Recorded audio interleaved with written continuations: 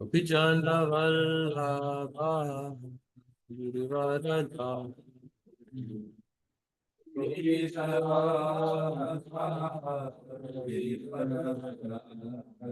Jaya Gopijana Vallabha Girivaradha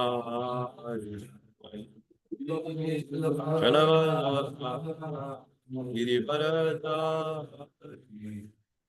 Yashoda Nandana Rajajana Ranjana Yashoda Rajajana Ranjana Yashoda Nandana Rajajana Ranjana Yashoda Rajajana Ranjana Yashoda Nandana Rajajana Ranjana Yashoda Rajajana Ranjana Yamunatira Vanachari Yamunatira Yamunatira Vanachari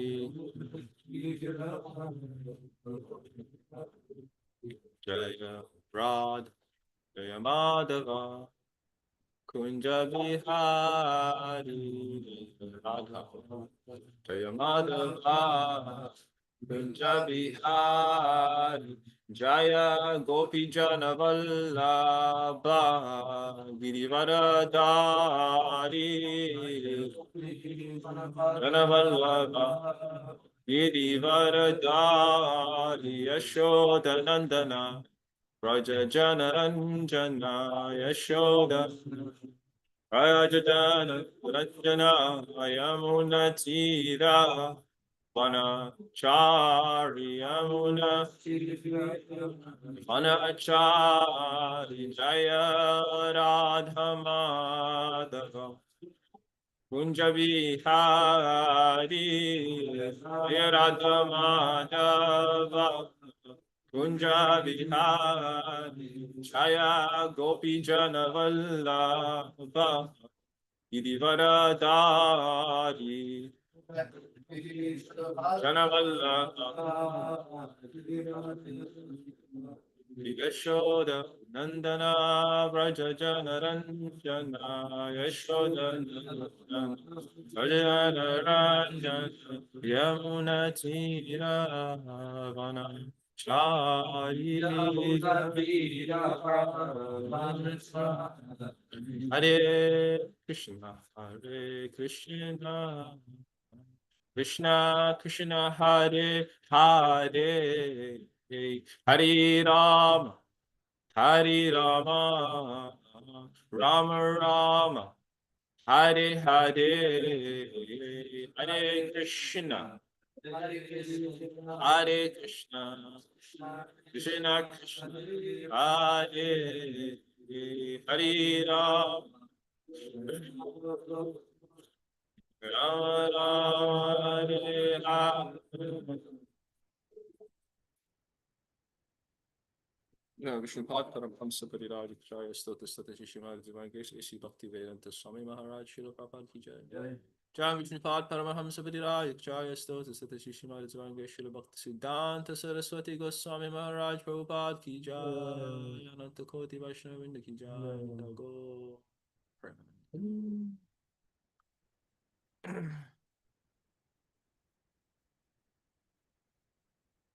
Hare Krishna, Hare Krishna, Krishna Krishna, Hare Hare, Hare Rama, Hare Rama.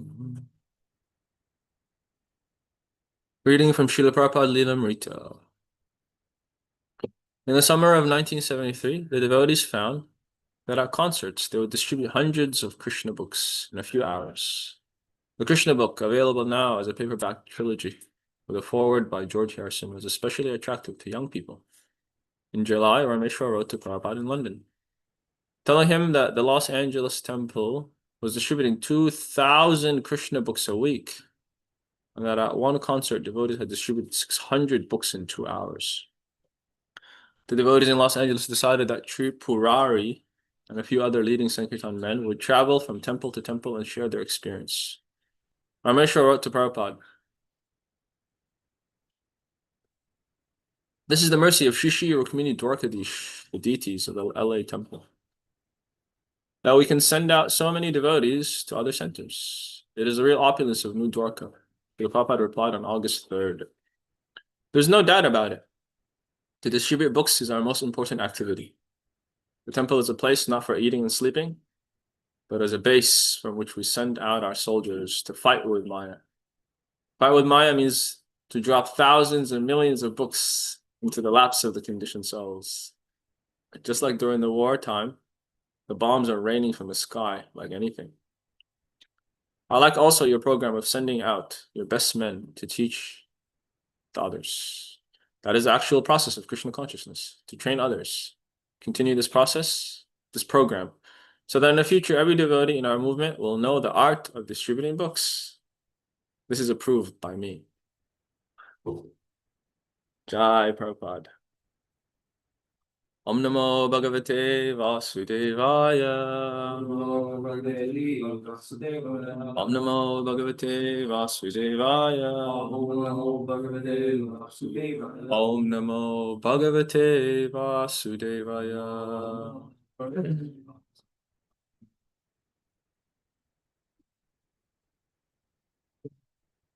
Sixth Canto, Chapter 3, entitled Yamaraj Instructs His Messengers. Text number 28.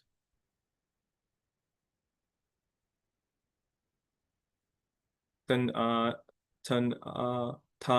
anayadvamasato vimukan mukunda padaravinda makaranda rasada jashram niskinchanai paramahamsa kulaya sangai dushtadvihe niraya vartmani baddatrishnan. Tan anayadvamasato vimukan mukunda padaravinda makaranda rasada jashram Uskunchanai Paramahamsa Kulaya Sangar Ishtad Grihe Niraya Vartmani Baddatrishnan Tan Anayadvamasato Vimukan Mukunda Hadaravinda Makaranda Rasada Jasram Iskinchanai Paramahamsa Kulaya Sangar Ishtad Grihe Niraya Vartmani Baddatrishnan. Tan, them, Anayadvam, bring before me, Asata, non-devotees, those who have not taken to Krishna consciousness. Vimukan, who have turned against Mukunda. Mukunda is the Supreme Personality of Godhead. Pada Aravinda, of the lotus feet. Makaranda, of the honey. Rasat, the taste. Ajasram, continuously. Niskinchanai, by persons completely free from material attachment. Paramahamsa Kulai, by the Paramahamsas, the most exalted personalities. Asangai, who have no material attachment.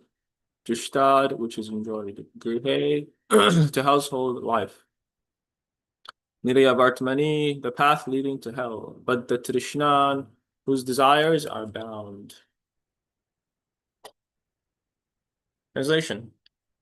Paramahamsas are exalted persons who have no taste for material enjoyment, and who drink the honey of the Lord's lotus feet. My dear servants, bring to me for punishment only persons who are averse to that taste of the honey, to the taste of that honey, who do not associate with Paramahamsas and who are attached to family life and worldly enjoyment, which is the path to hell. Purport. After warning the Yamadutas not to approach the devotees, Yamaraja now indicates who is to be brought before him. He specifically advises the Yamadutas to bring him the materialistic persons who are attached to household life merely for sex. As stated in Srimad Bhagavatam, Yanmai tunadi grehamedi sukham hitucham. People are attached to household life for sex only. They are always harassed in many ways by their material engagements. Their only happiness is that after working very hard all day, at night they sleep and indulge in sex. Nidraya hriyate naktam vyavayena chavavaya. At night, materialistic householders sleep or indulge in sex life. Divacharte haya rajan kutumba baranenava. During the day, they are busy trying to find out where is money. And if they get money, they spend it to maintain their families. Yamaraj specifically advises his servants to bring these persons to him for punishment, and not to bring the devotees, who always lick the honey at the lotus feet of the Lord, who are equal to everyone and who try to preach Krishna consciousness because of sympathy for all living entities. Devotees are not liable to punishment by Yamaraj, but persons who have no information of Krishna consciousness cannot be protected by their material life, the so-called family enjoyment. Srimad Bhagavatam 2.1.4 says, Dehapatyakalatradishu atmasasvesha satsvapi tesham paramata nidanam pashyanapi na pashyati. Such persons complacently believe that their nations, communities, or families can protect them, unaware that all such fallible soldiers will be destroyed in due course of time.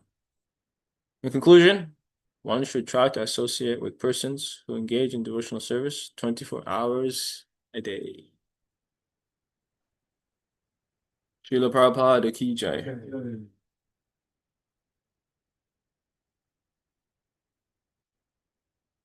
Om Jnanatimidandasya Gyananjana Shalakaya Chakshuramitam Yena Tasmai Shri Gurave Namaha. Jai Shri Krishna Chaitanya Prabhu Nityananda Shri Advaita Gadadhar Shivasadi Gaura Bhaktivinoda. Hare Krishna Krishna Krishna Hare Hare Hare Rama Rama Rama Hare Hare. Kamkaroti Vachanam Sangamigate Gurum Tapkivatamaham Vande Shri Gurum Dinataranam.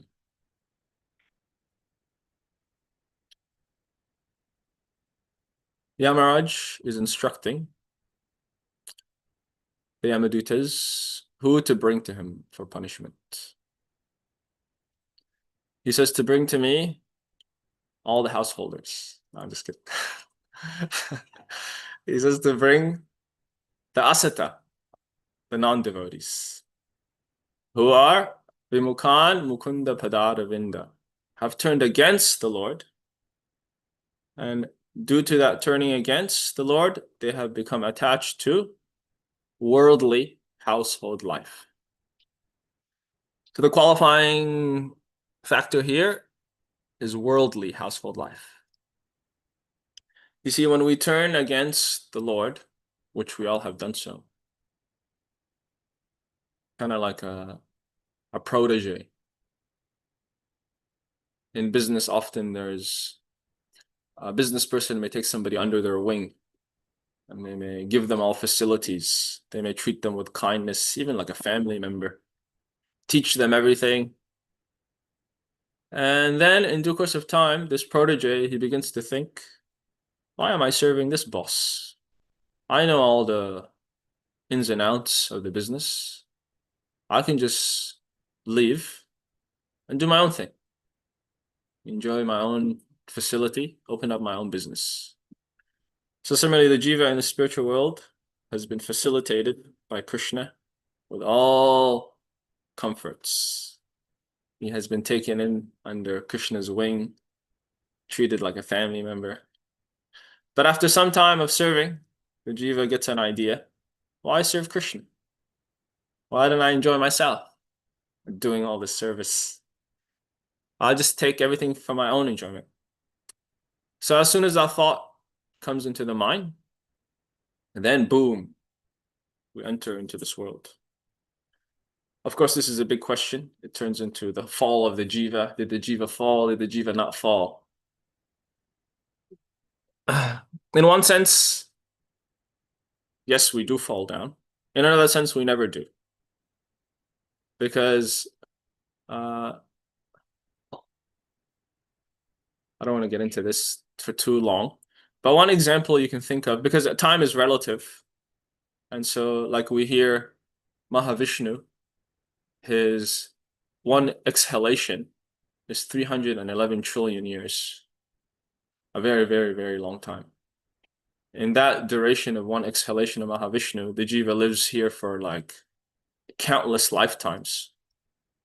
So one example I heard given is that we may have a fruit in our hand and we're trying to offer it to Krishna. Here, Krishna. But while we're on the way of offering it to him, we look at it and we think, oh, why should I give this to Krishna? Why don't I just eat it myself? So boom, as soon as that thought occurs, material life. And we come into this world and live trillions and trillions and unlimited lifetimes, which in the span of existence, eternity, is nothing. So when you finally return back to Godhead, you just go back to the moment you had your food in your hand, and you just continue. All right, here you go, Krishna. So it's like you never really left. So did we fall? Did we not fall? Are we? We're just dreaming, Prabhupada would say. And when you go back to Godhead, you just remember this entire existence as a bad dream. It's all in the mind. But anyway, we turned away from Krishna. And so we come here to imitate, to have our own little Goloka Vrindavan. The result of turning away from Krishna is one indulges in sense gratification. Why should I satisfy Krishna's senses? I satisfy my own senses. As you may remember in one purport in the Bhagavad Gita, Prabhupada describes like this: the jiva is active by nature. So if he doesn't have engagement in service to Krishna, he has no other option but to serve his senses. And so in that sense, it's black or white. It's either you're in or you're out. Dvo bhuta sarva lokesmin, daiva asura evacha. There's only two kinds of living entities: the devotees and the demons. One is engaged in self-realization, serving Krishna's senses. One is engaged in his own sense gratification. So that turning away from Krishna, that sense gratification, ultimately takes on the form of family life, which is a result of one activity. Srila Prabhupada was one of his disciples. Actually, he went to a house program with an Indian gentleman. And so the Indian gentleman was very wealthy, and he had a massive family. So one by one, he would bring these family members to Prabhupada, in a whole lineup practically. And he would say, this is my wife. This is my brother. This is my brother's wife. This is my son. This is my grandson. This is my cousin's wife and her sons. So in this way, he was bringing one after the other. This is my son. This is so-and-so. This is so-and-so. So after he finished, Prabhupada turned to his disciples and he said, this is my sex life.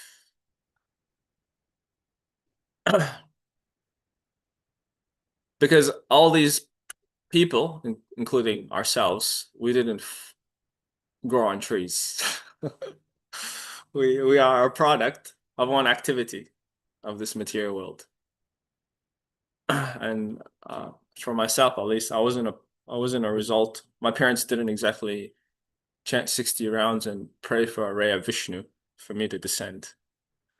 A lot of family life is based on sense gratification. And so the qualifying thing is, again, worldly family life. There is a big difference between a grihamedi and a grihasta. Often when devotees hear family life being criticized, there is immediately a defensive nature because we don't distinguish between the two. We just hear the term family life and that's it. So we feel like I'm as a devotee, I'm being criticized. But actually, no, you're not being criticized because you're living a different life. The example, the difference between iron and gold. They look the same, but they're totally different. So similarly, household life as a devotee is gold. Household life as a non-devotee is iron. So there's a big difference between the two. A grihasta lives a life of sense control. Prabhupada gave the term grihasta brahmachari. Grihasta lives as a brahmana. A grihamedi lives as a kripana. A grihasta is very charitable. A grihamedi is greedy. And so the difference is there in the quality of their existence. A real grihasta can be greater than any renunciant. Srila Ramanujacharya had a disciple who was criticizing the grihastas. So he wanted to teach him a lesson. So he told this brahmachari to go to the bank of the Ganga when all the sannyasis are bathing. You take all their cloth and you mix it all up. And then see what happens when they come out. So the brahmachari did this, and the sannyasis, when they came out, they began to argue and fight and quarrel. You have on my kurta, you have on my chadar. What is this? What do you? These are my belongings, I and mine. So the brahmachari was surprised. These guys are quarreling. They're supposed to be learned scholars with qualities of shama, damastapa, socham. What's going on here? So then he told the Ramanujacharya, told the brahmachari, now you go to the house of Dhanur Das. He was exemplary grihastha. So he said, you go and you tell Dhanur Das to come here to the temple. I'll have some service for him. And when he comes here, so the moment the servant of his spiritual master, he obeyed. So while she was sleeping, he started taking off her bangles on one arm and taking off another bangle. And then she opened her eyes and, being frightened, she turned. And as soon as she did that, the brahmachari ran away. So he went back to the temple. Dhanur Das was sent back to his home. Ramanujacharya told the brahmachari, go and see what happens when Dhanur Das returns back to his wife. So the brahmachari was hiding to observe. His wife told Dhanur Das, this is what happened. The brahmachari was stealing all my ornaments. There must be some problem at the temple. They must need some money. What are we going to do? Dhanur Das told his wife, why did you turn? Why did you scare him away? You should have let him take the rest of the gold from the other side of your arm. And they began to quarrel like this, Dhanur Das chastising his wife for not acting properly and allowing the brahmachari to take all the jewelry. So in this way, they were discussing how they can help the temple financially, being under the impression that the temple is in financial trouble. So by this demonstration, Ramanujacharya was exemplifying how a householder can be much greater than any renunciant. There's many examples in the scriptures. The Bhagavatam is full of Rajarshis who were householders, from Prahlad Maharaj, Prithu Maharaj, the Pandavas, countless are there, Parikshit, who lived a life totally centered on Krishna's service. Sri Chaitanya Mahaprabhu, many of his disciples, Srila Ramananda Roy, Murari Gupta, who was a physician who can heal material disease and the disease of the Bhavoshadi, the Panchatattva, Shri Advaita Acharya, Nityananda Prabhu, Srivas, 3 of the 5 lived in household life. And the favorite example of everyone, the modern example of Bhaktivinoda Thakur. Srila Bhaktivinoda Thakur, everyone likes to bring him up whenever exemplary household life is being discussed. I was a few years ago in Mayapur, and Srila Jayadvaita Maharaj was giving a class about Vanaprast. How, actually it was in the chapter of the first canto, Dhritarashtra quits home. And he was centering this whole discussion on how everyone should take Vanaprast. So one young devotee, married, he raised his hand at the end and he said, but Maharaj, what about Bhaktivinoda Thakur? He didn't take Vanaprast. So Jayadvaita Maharaj, he replied, he roared actually. He said, is your household life like Bhaktivinod's? If it is, then fine. You can stay. Bhaktivinoda Thakur, his schedule was very rigorous. He would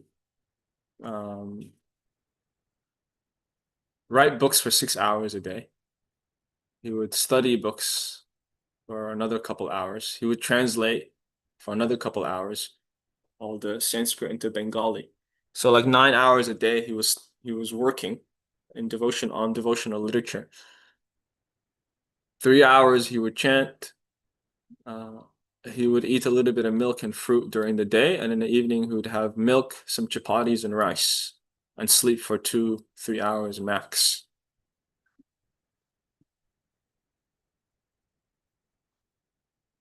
So Yamaraj says, don't bring to me any of the grihastas. Bring only the grihamedis. Grihamedi means sense enjoyment. And sense enjoyment begins with the tongue. Srila Prabhupada would describe why does a man get married in material life? To satisfy two things, his tongue and his genitals. I had four older sisters growing up. Three are married. And for 20 years of their life, they barely cooked. But when they're about to get married, a week or two before the wedding, my mother says, okay, now I will give you a crash course on cooking. Because the man wants to eat. My mother also, she was a household wife. She never worked. Very simple, pure, beautiful woman. Very kind and loving and quiet and submissive. I never heard her talk back to my dad once. She may give him a look to mm, relay her disapproval, but she would never talk back. So she never worked. My father worked very hard. He supplied for the family. He was a very well-off to do man. And he also never cooked. Uh, my father had a mantra he would tell me and my brother. He would say, cooking is for women, and don't let them make you do the dishes. So I joke that he would be very proud of me because now all I do is cook and do the dishes. One man, I asked him some time ago. I said, Prabhu, do you cook? And he said, no, Prabhu. I make the money.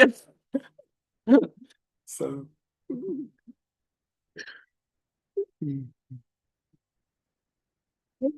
um, so household life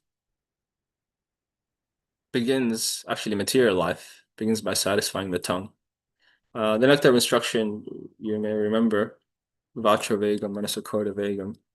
There Prabhupada describes that the tongue, belly, and genitals are situated in a straight line.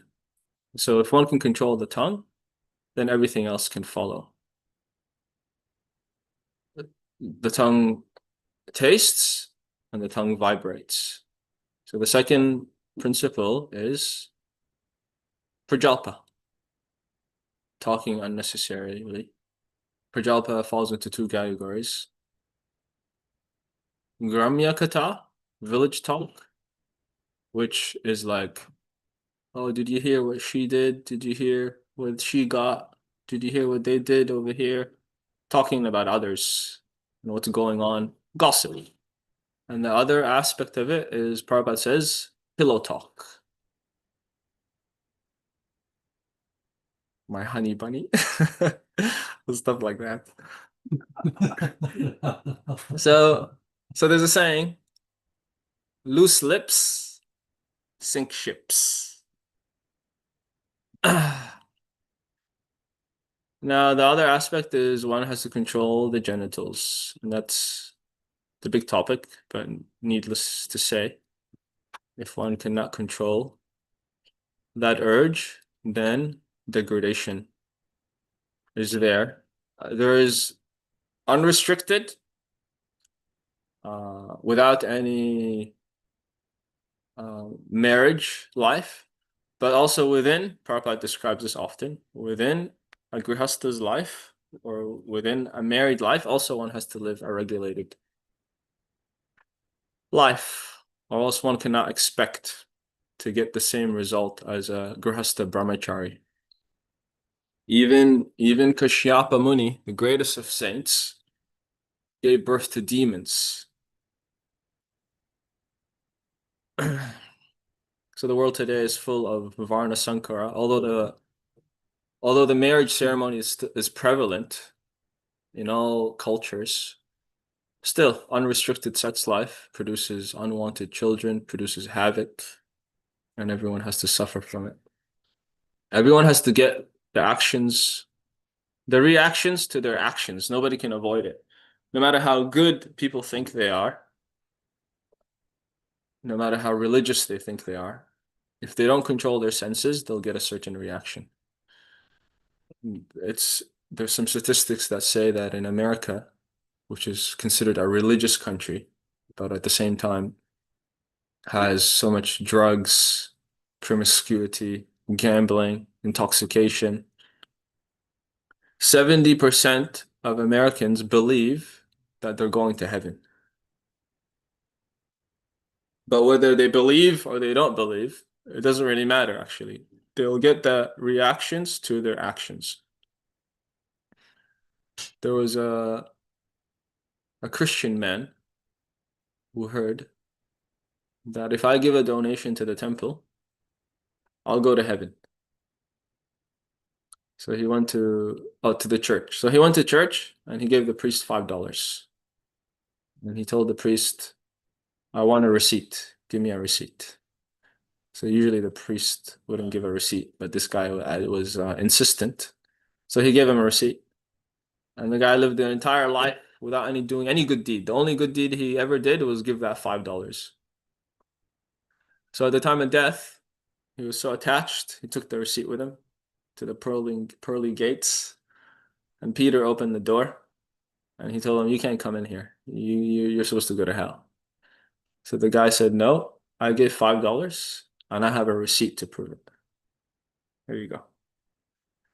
Peter said, no, you can't come in here. The receipt doesn't matter. So there's a whole argument between Peter and the man, and the line of judgment was being held up. And so God came to the gate and he said, Peter, what's going on here? Peter said, this guy, he never did a good deed in his life. He's got this receipt.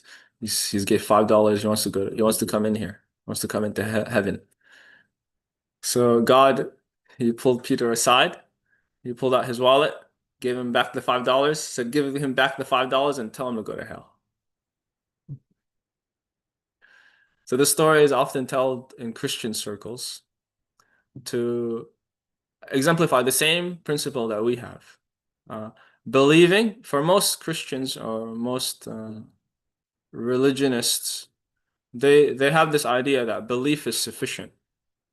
But with those who have a deeper understanding, they understand that actually the lifestyle that one leads will determine their destination. It's not just based on a theoretical internal disposition.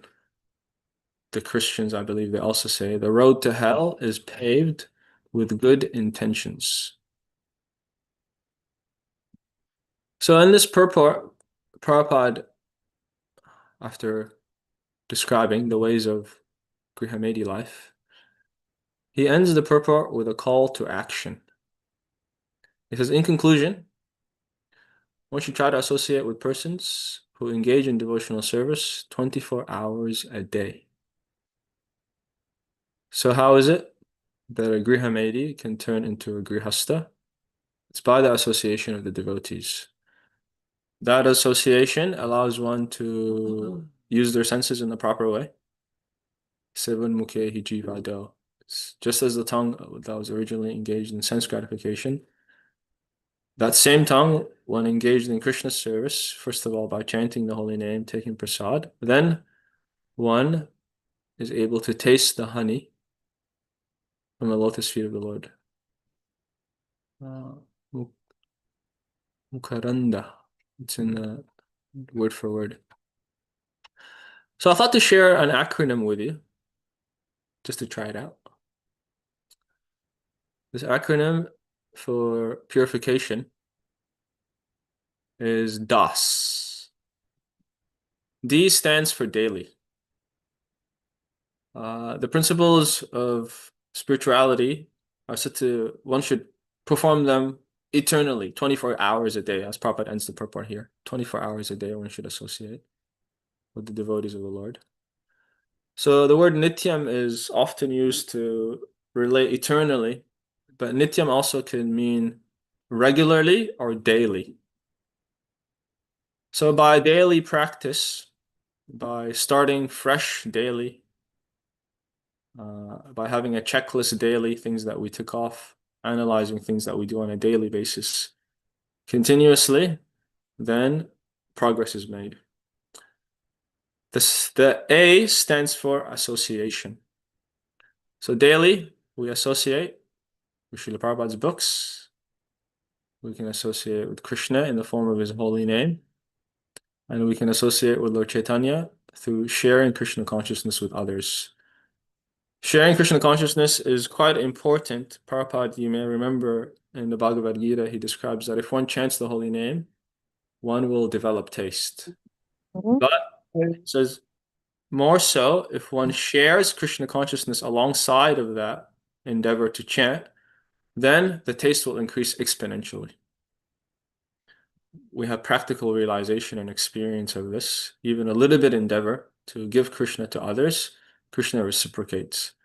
So if you try it in your own life, daily, try to tell at least one person about Krishna, sneak it this way or that way. Try to give one book out. Devotees carry one book with them and give it to somebody. You can give it for free if you're a householder. You don't have to ask for a donation. You can just find somebody who's favorable, give them a small book. You have to discriminate, of course. Somebody who won't disrespect and throw it away. But if they show some inclination, we can share Krishna with them in that way. So if we daily associate, then the S stands for sadhu. We will become sadhus. We can daily associate with sadhus, but we can also, if we daily associate with Prabhupada's books, with Krishna in the holy name, with Lord Chaitanya by serving him, then the purification of the heart will take place. And a sadhu is known by their purity. How one conducts themselves is the indication of the internal progress made. So thank you, everyone. If anyone has anything to ask or add, please do so.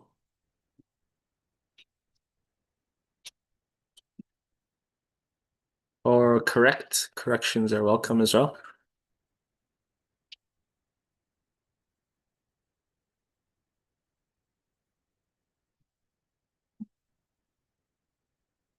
Hare Krishna, Brother Pranam.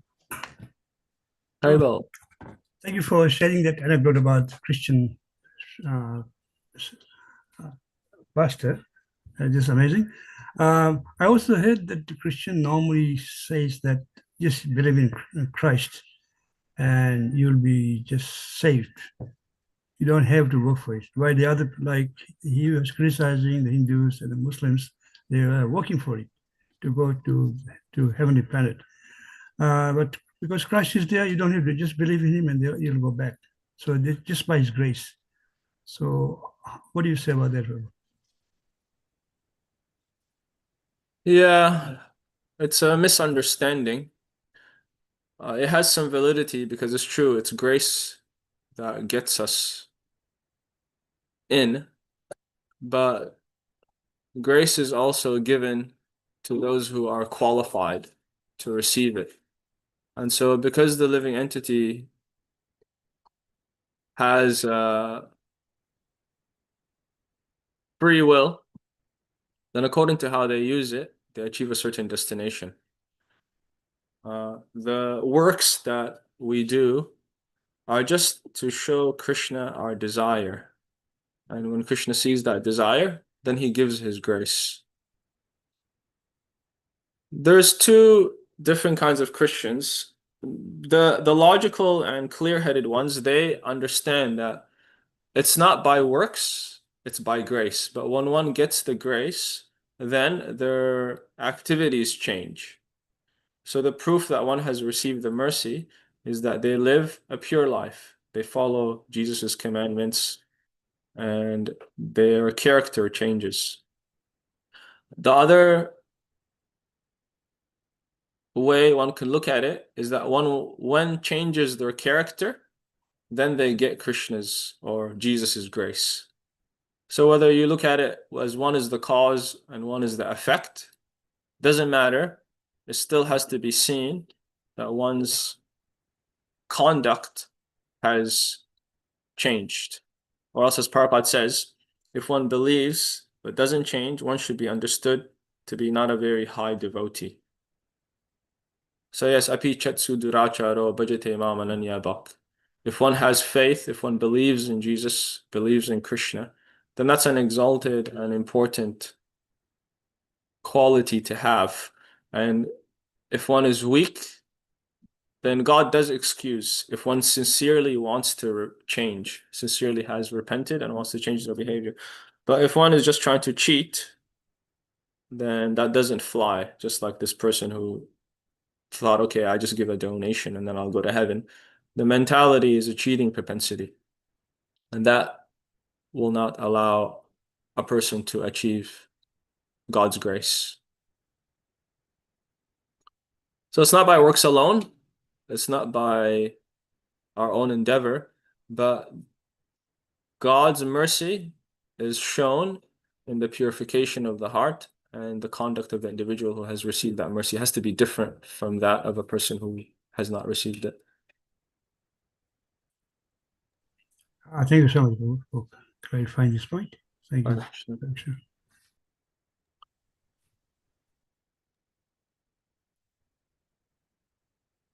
Anything else? Yeah, me. Terrible. Thank you again for your beautiful lecture. And I really enjoy that you come from different perspectives of different schools and pastimes. It's very filling the cup of understanding. And back to this Christian, I've been thinking and reflecting on that for quite a long time. And when Christians said that we got to accept Jesus, right? So it's surrender to Jesus. With Vedic knowledge gives the exact idea of surrendering. Surrendering doesn't mean just verbally say, oh, yes, I accept Jesus or I accept Guru. It also means that you need to slowly transfer your attention span and your life aim from serving your feelings into serving your guru or serving Jesus or whatever. So when you just talk about that or just give this $5 donation, it's a good start, but it's not enough. If you say, yes, I accept Jesus with all my heart, and then you don't even learn or investigate what Jesus wants. That's what Yes, that's what Srila Prabhupada brought to us. He not only says that, oh, you got to accept Krishna, he spent all his life spreading knowledge about what Krishna wants from us, what he loves, how he loves to be served. He said that if you love someone and you want to serve someone, first you got to learn how to serve properly. Like this example with the fish on the shore. Like, oh, one offered the fish a cigarette, one offered fish some money, and just one threw it in the ocean. So even if you want to serve yourself as a spiritual soul, you got to learn how to live your life properly so you don't destroy your life and you don't get away from Krishna or Jesus or whatever. So with Christians, they do have these big communities, they do this lots of charities and everything. But again, as Srila Prabhupada said, we are not aiming to bring hospitals or schools just to make our material life better. The primary aim is to make our spiritual life better. And that's even if you accept Jesus with your whole heart, go and study scriptures, go and study what he said, what he wants, not just, like other day I've had a conversation with one Christian, and when I start talking about ahimsa and not eating animals, she told me, oh, don't turn food into a cult. cult. And I was like, oh, it's actually, if you compare eating dead animals and eating vegetables and fruits, what looks more like a cult or, like sect on things, I think, if you go into the process, what brings this food on your plate, you can discriminate what actually is a cult and what is healthy and spiritual eating. And yeah, so thank you. I really enjoy your classes because it gives more understanding. And yeah, and that story about the $5 bill, I was thinking that if it is a Vaishnavi, when you do bhakti yoga and you come, for example, even if you do it as a Christian, you do some bhakti yoga and you come, and Jesus cannot come out and pay all your service out of his pocket, oh, okay, I can now pay you this. You've been doing this and that, so now you go back to hell. So it's when it's non-material, it can't be just, headed like this $5 checkout at the judgment point, right? So that's why even if you do some material sacrifices and you do it not as this $5 donation, but something that you sincerely dedicate to Krishna, because you see it's not as a $5, but it's a part of your life, and you've been earning this money thinking of Krishna and bringing it with your whole heart. It makes difference. It's quite. I can't put it properly in words. Sorry, I'm being quite messed up, but because I have lots of insights and they just stuck in my mouth when I'm trying to say it out. Yeah, thank you again. Hare Thank you. Krishna. Thank you for sharing your realizations and thoughts, Mataji. I appreciate it. Yeah, it reminds me how Prabhupada says, Krishna never suggests anything impractical. And then there's a statement in the Bhagavad Gita that religion and philosophy have to go together. If they're divorced, then it's an incomplete picture. So everything about the rules and regulations, it's a practical thing. Anybody logically who looks at it will see that it's beneficial to live a life of purity, whether it's meat eating or promiscuity or all these other things. They're just detrimental for the living entity. And so the rules and regulations help a person to become purified and then ultimately to realize God. And so those, in no matter what religion they follow, if they follow the proper etiquette of living in the mode of goodness, living a pure lifestyle, which ultimately God is in the mode of goodness, he's in a Shuddha Sattva, pure mode of goodness, then they'll be able to understand God because he's within everyone's heart. He's not a monopoly of one religion. So the Prabhupada would say like that often. He would say, no matter what religion you follow, just follow it properly. But what is our contention is that nobody is following the religion properly. If they do follow it properly, then we can see that in all religions, you'll find saintly persons. I've seen so many people by meeting them on the street. How often I'll meet Christians or Muslims who are true lovers of God. Sometimes I think I wish I had the same sincerity that they had. They may be missing a little bit of knowledge, but they have sincerity of purpose. And so Krishna is available to them as well.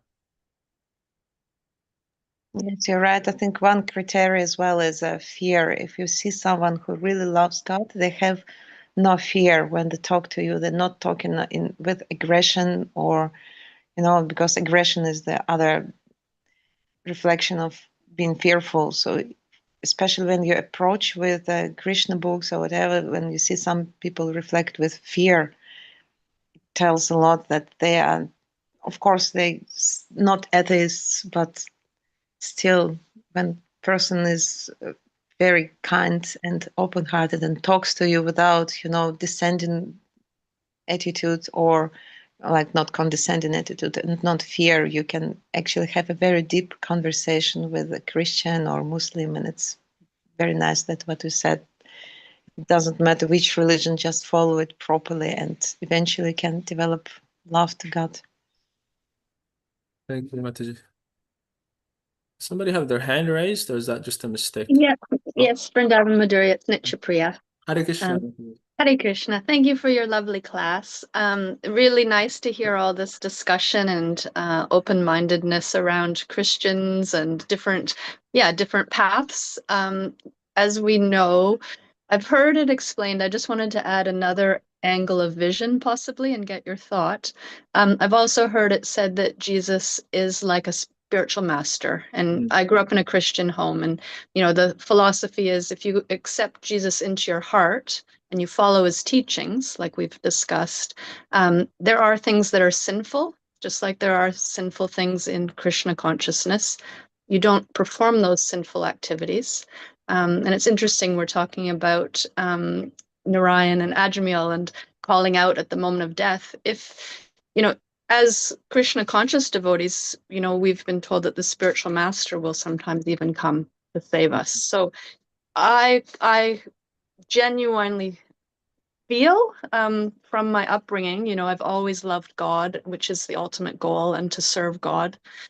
But this idea of accepting Jesus as the spiritual master, if that is a liken or akin to accepting a spiritual master and you follow the teachings, and at the moment of death, you call out, for Jesus, for your spiritual master, for, maybe there is something to that. I'm just curious if you've heard, I have heard, things like that before.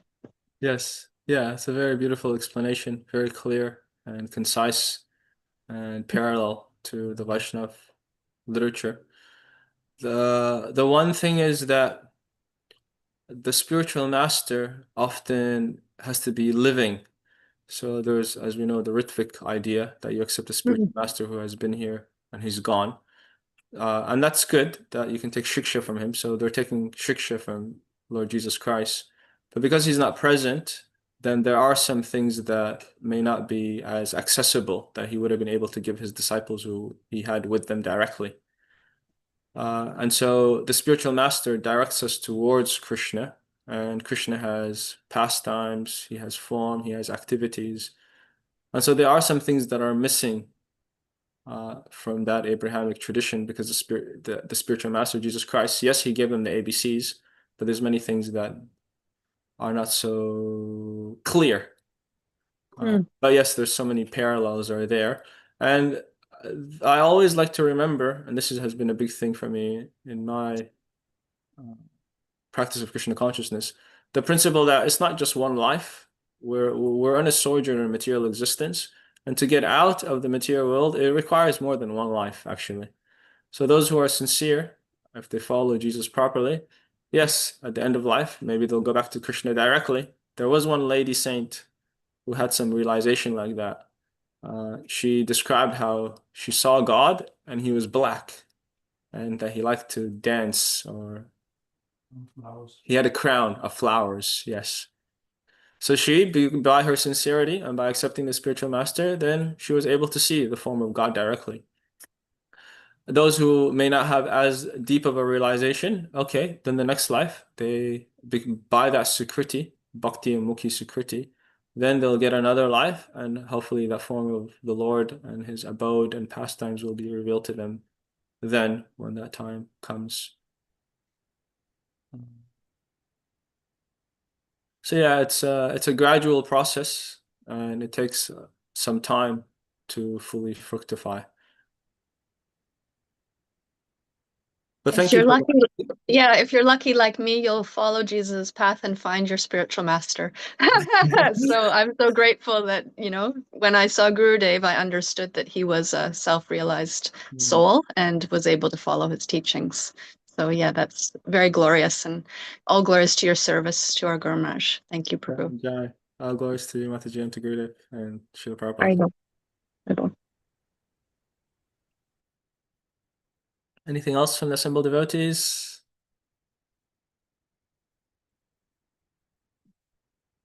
Okay, I thank you all very much for the opportunity to serve and speak on the Bhagavatam. Please forgive me if I said anything that was incorrect or out of line.